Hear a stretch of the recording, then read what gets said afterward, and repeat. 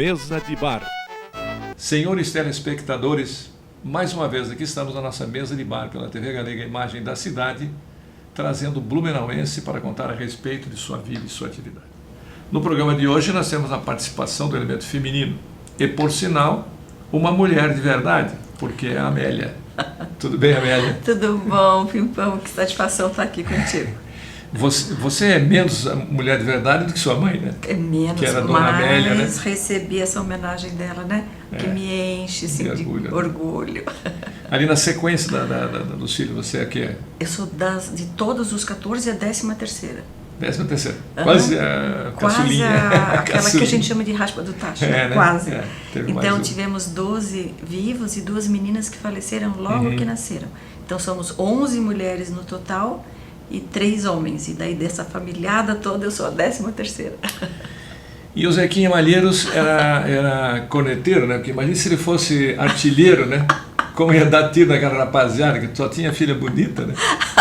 Mas ele ameaçava. Ameaçava, com a corneta, não? Não, ele ameaçava, ele dizia, nossa senhora, os meninos que vinham para namorar com as minhas irmãs, as mais velhas, porque eu já peguei uma outra fase dele, ele já estava um pouquinho melhor. Maduro. Mas não entrava lá para fazer feio, não, sabe? Tinha que entrar e já ajudar na lida, porque nós sempre tivemos assim animais e a lida da roça, né? Então assim, já engatilhava para ajudar, para poder depois namorar com a filha. Senão nem chegava, Pimpão.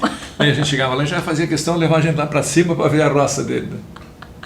É verdade. E a cornetinha sempre... Sempre. Ele tinha um orgulho, né? Porque foi por quase uma casualidade, né? Tu sabes um pouco da história, como ele aprendeu a tocar corneta? Não.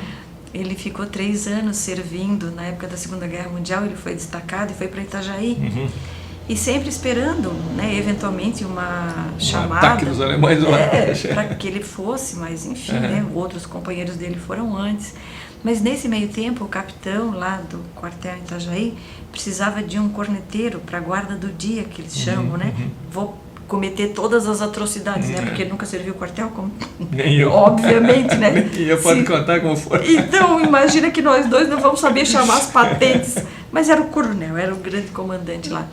Ele não tinha aprendido nunca nada, mas a ocasião faz o ladrão, né?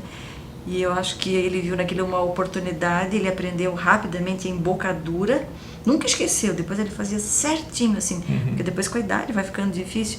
Ele aprendeu todos aqueles toques, né, de manhã, enfim, recolher, alvorada e silêncio. E, inclusive cantava depois pra gente, e, assim, as músicas atreladas, as letras atreladas às músicas. Então meio que ele ficou ali, não foi convocado até o momento em que ele serviu, depois, né, graças a Deus a guerra terminou, né, com essa guerra que acho que nunca termina, né, Pimpão, porque os países sempre disputando, né. É que eles querem vender armas sempre, Querem vender armas, mas foi aí que ele aprendeu. E aí voltou para Blumenau, e aí casou com a minha mãe, e aí não fizeram muitos filhos. Ah, bom, porque o meu pai foi, eu já tinha nascido, né? Já tinha. Se ofereceu como voluntário. Minha mãe ficou quase doida quando soube que ele foi voluntário. Olha, mas era muito comum. Mas a pátria ultrajada era milico, né? Milico é crente, né? Depois de lá da Alemanha ele mandou uma carta assim, para mim, era para ela, mas para mim. Nunca tenhas na mente que teve Hitler, meu filho, né? E isso aí saiu, aí eles desviaram lá na censura, né? Deram para um jornalista, saiu no jornal em Curitiba. Aí minha mãe comprou o jornal, recortou, eu tenho o recorte. Nossa, Pimpão. E 42 anos depois, uma mulher de Brusque telefonou para minha casa, falou com a Zuma, perguntou se ela era parente do João Maria Pimpão. Ela disse, é meu sogro. Ah, então é do seu marido mesmo, que eu vou mandar uma carta aí, porque meu cunhado era jornalista no Paraná, e ele morreu, e meu marido foi jogar as coisas fora na casa dele. Achou a carta. Ele era solteiro e achou a carta, então eu vou mandar. Meu pai ainda era vivo, né? Eu fui a Curitiba, pai, eu recebi a sua carta. Nossa, Pimpão, isso é de emocionar, de arrepiar essa história. Que orgulho, né? Desses nossos pais. Mas era crente, né? Que geração que depois que acabou fazendo família nesse pós-guerra, viveu com tanta escassez, com tantas dificuldades. Porque não pensemos nós que tudo é como é hoje, né? Que a gente tem essa abundância de tudo. Viveram com muita necessidade. O início da história do meu pai, eles casaram tão pobres, tiveram que morar com o meu avô paterno. Ele sempre conta para nós que era tipo num ranchinho de ferramentas, num anexo à casa, assim, não sei bem como era, mas ele dizia, ó, era um rancho de ferramentas. E ali... A única coisa é que eles não passavam fome. Porque tinha né? muita coisa...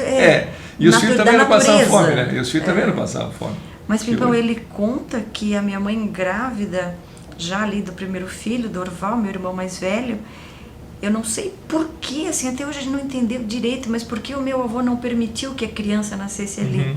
E ele teve que buscar vamos dizer, um amparo na casa da minha avó materna, com a minha mãe praticamente dando à luz naquele 8º para o 9º mês, numa condição muito precária, assim. Então, meu primeiro irmão nasce ainda na casa já da minha mãe, mas não ali na casa do meu avô paterno, na casa da minha avó materna. Sim. Mas era uma situação muito difícil, precisavam contar com a ajuda dos seus pais, no caso dos nossos avós, que também tinham pouca condição, né? Aliás, muito menos ainda. Meu pai e minha mãe, quando casaram, ele era cabo, ele parece que ganhava 90 mil reais, né? Que era dinheiro, era mil reais naquele tempo, mas que ela comprava laranja de cesto. Só que também, eles não tinham nem rádio, não tinham telefone, né? Mal tinha luz elétrica, uma lâmpadazinha de 140 metros. Hoje você tem tanta da máquina, né? Máquina da louça, da roupa. E aliás, hoje a gente reclama de tudo. Ligou a internet, demorou meio milésimo de segundo para o computador ligar para a internet funcionar. Não, isso aqui não funciona. Tudo está descartável. A gente mandava arrumar porque tinha o sapateiro, tinha o eletricista, todas as profissões que praticamente hoje estão muito, né, restritas, não era a realidade dos nossos pais, né? Ainda os que gostavam dele ainda tinham como ler, né? Literatura. A minha sogra, meu sogro foi seminarista e tal, lia bastante, então a minha sogra também se acostumou e lia bastante.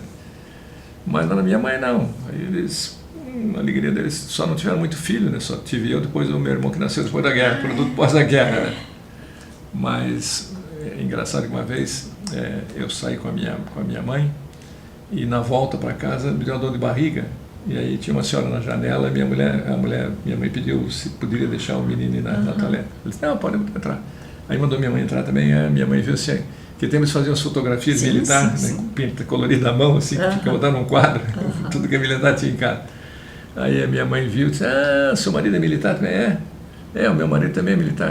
Quem é ele? É o sargento Pimpão. O Pimpão? Pois eles passam as noites aqui jogando pôquer. Naquele tempo não tinha divórcio, né? Mas olha, que quase que inauguraram. Que cagada começou. Nossa, verdade, foi uma entregada daquela. Quando é que ele ia imaginar, né? Não, que ele sempre, justo na casa. Ele sempre andava plantão, né? Ia pro quartel para dar plantão. O plantão dele era na mesa de carteado, jogando pôquer.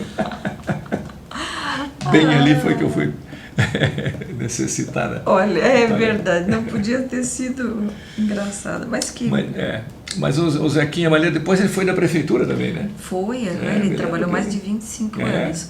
Ele se aposentou primeiro pela prefeitura e depois ele requereu e conseguiu fazer a aposentadoria pelo tempo que serviu na guerra, né, no exército. Mas ele chegou a se aposentar. Então ele foi, entre muitas coisas, né, que a vida dele é muito interessante. Imagina que para sustentar os 12 filhos até que tivessem alguma idade, e os meus irmãos mais velhos, Pimpão, isso é muito verdade, precisa ser dito, começaram a trabalhar muito cedo, assim. Eu te diria que com 7, 8 anos... mas isso era normal. Já ajudavam. O meu irmão mais velho conta que com 9 anos, para menos, tá? Além de plantar roça, e a criança lidar com animal... A criança trabalha brincando. Aquilo vira hoje em dia é inconcebível. Não, hoje vai ter para cadeia. Não, mas assim, parece que na época era uma naturalidade.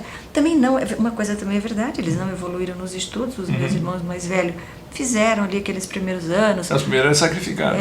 Sacrificados, mas ajudavam muito. Mas assim, muitas bocas para sustentar. Então, meu pai, de toda a vida que eu me lembro dele, ele nunca fez uma coisa só. Mesmo na época da prefeitura, que ele tinha como incumbência... Naquela época as ruas eram de barro, então capinar, né? Ele era capinador, mas ele também era uma espécie de feitor, que eles chamavam, que ele também fazia... Chefe da turminha ali. Fazia os apontamentos, era tudo no papel. Ele, muito analfabeto, que não sabia escrever direito, ele pedia que eu e a minha irmã mais nova escrevêssemos numa cartolina. Essa é uma lembrança, assim, que eu guardo todo o meu coração. Numa cartolina, uma cor ocre, assim, com o nome de todos. Se eu ainda fosse puxar pela memória, me lembraria.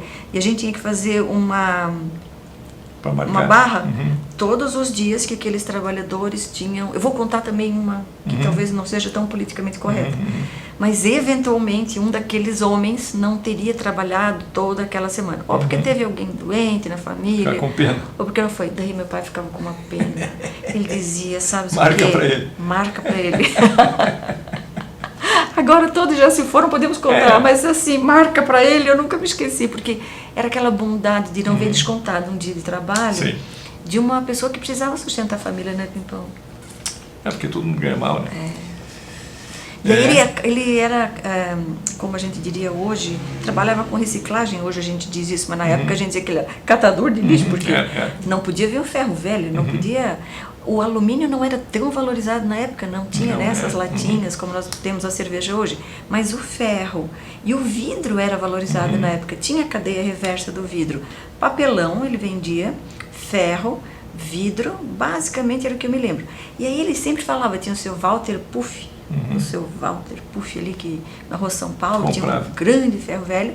E aí meu pai, na frente da nossa casa, era um terreno relativamente grande, uma casa muito simples de madeira. Ele ia amontoando, separava mais ou menos por categoria, e lá pelas tantas, esse senhor vinha buscar. O bom, Pimpão, é que vinha muita coisa boa ali junto. Então, bicicletinha com uma roda, né? Arrumava outra roda, botava ali para começar a brincar. Boneca que só faltava um braço, vinha junto, porque trazia tudo. A gente arrumava o outro braço. Um cilindro daqui, uma rodinha de lá, fazia uma bicicleta, um carrinho menos uma roda, mas a gente dava um jeito. Então nós que nunca tivemos tanto acesso assim, a brinquedos como os nossos filhos e netos têm hoje, fazíamos os próprios brinquedos. E aí também acho que vem uma capacidade nossa de enjambrar a vida. Sim. Não, era criativo, né? Tinha que ser criador mesmo. Tinha que ser criador. 2 pedacinhos de madeira já faziam um caminhãozinho, né? Um cabo de vassoura já virava cavalinho. Nossa Senhora, é verdade. E eu que ainda, com a minha irmã mais nova, Ângela, não pegamos a fase mais difícil da minha família. Porque vamos dizer, até a Verônica, que você conhece bem, que é a minha irmã, dali para frente, para os mais velhos, até o Dorval, eles todos ajudaram muito em casa. Assim. O primeiro salário e todos os salários até casarem, praticamente era entregue para o pai. O filho não ficava, né, com o salário. Porque tudo aquilo ainda era quase mínimo para poder sustentar uma família, né? Não, a vida melhorou muito, né? A vida melhorou muito. E a gente ainda reclama, né? A gente reclama. Isso é normal, né?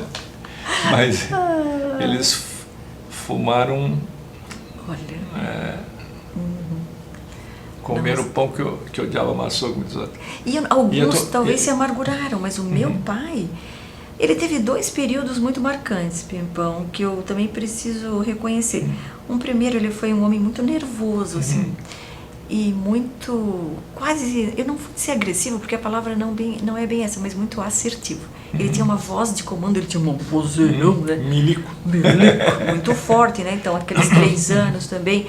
Quando ele passava de carroça em cima de uma ponte de madeira perto da minha casa, nós já escutávamos e se bobear, nós já íamos nos escondendo, assim, atrás da mesa, quase debaixo da cama. Se quem tivesse feito alguma traquinagem, já se escondia para não levar uma bronca, porque já sabia que ia levar.